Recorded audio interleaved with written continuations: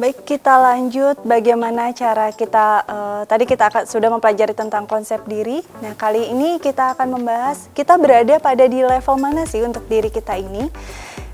Ini ada 4 Johari Windows kita kenal. Di sini ada 4 bagian dari konsep diri. Yang pertama ada yang disebut dengan open self. Open self itu biasanya kita temukan pada orang-orang yang dia sifatnya itu terbuka. Jadi di sini informasi apapun tentang kita ini diketahui juga oleh orang lain. Yang biasanya kalau misalkan kalian punya teman yang dia itu temannya itu cerewet ataupun bisa bergaul dengan siapapun, nah biasanya dia termasuk ke dalam orang yang open self. Selanjutnya di sini ada juga yang disebut dengan blind self. Blind self di sini adalah diri buta. Jadi di sini kita sendiri, kita tidak tahu apa sebenarnya diri kita. Jadi kita nggak tahu tentang informasi kita sebenarnya apa gitu kan. Tetapi orang lain ini mengetahui apa diri kita.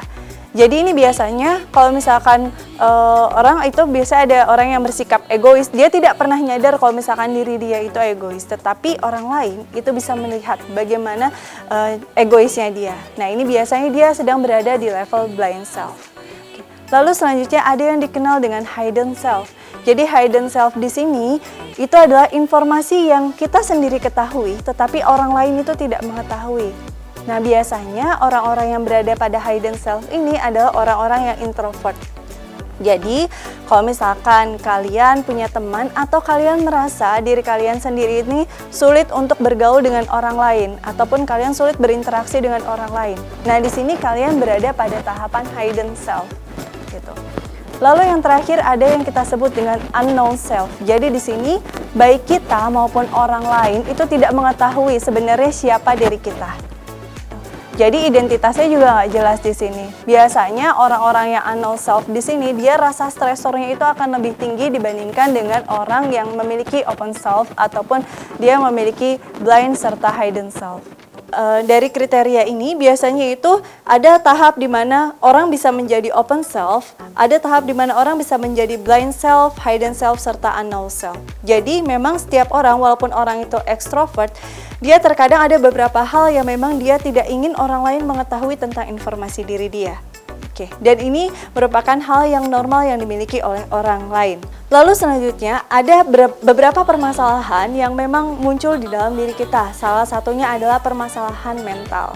Nah, di sini menurut WHO, sehat mental itu diartikan sebagai kondisi individu yang berada dalam keadaan sejahtera, mampu mengenal potensi dirinya, mampu menghadapi respon sehari-hari, serta mampu berkontribusi di lingkungan sosialnya.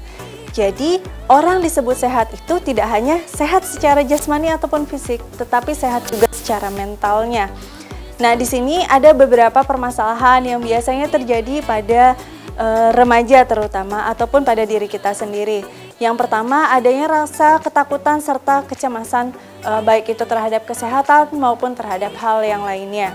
Oke. Lalu selanjutnya ada permasalahan pada pola tidur. Nah ini biasanya sering dialami juga baik itu oleh remaja maupun orang dewasa. Ketika kita menghadapi suatu masalah, maka biasanya pola tidur kita akan terganggu. Dan kalau pola tidur kita sudah terganggu, berarti artinya mental kita sedang tidak baik ataupun ada suatu masalah yang bisa mengganggu mental kita.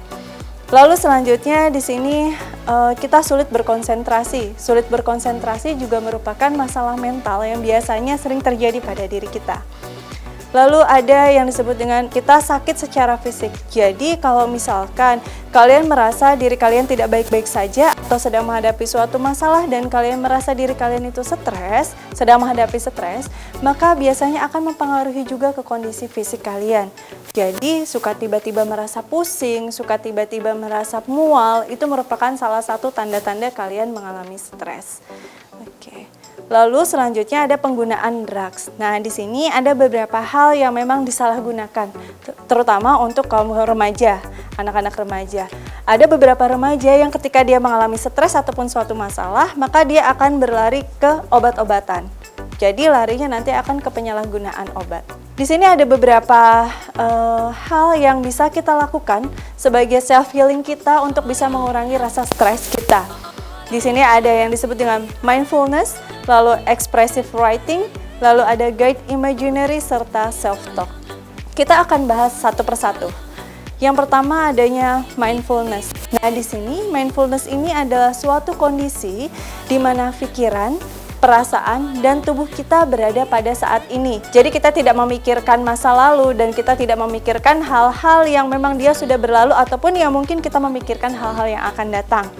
Ya, jadi untuk cara ini biasanya kalian kalau yang suka olahraga, kalian mengenal dengan sebutan yoga, ada yang disebut dengan yoga. Nah, kalian bisa mencari sebuah solusi dengan kalian mencari tempat yang kalian rasa nyaman. Lalu kalian bisa melakukan meditasi, lalu kalian pikirkan apa yang terjadi pada diri kalian saat ini.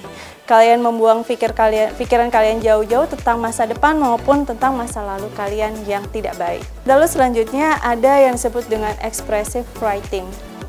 Untuk expressive writing di sini, buat kalian yang memang suka menulis ataupun suka membaca cerita, kalian bisa mengubah cara kalian untuk mengurangi rasa stres dengan kalian melakukan pencatatan.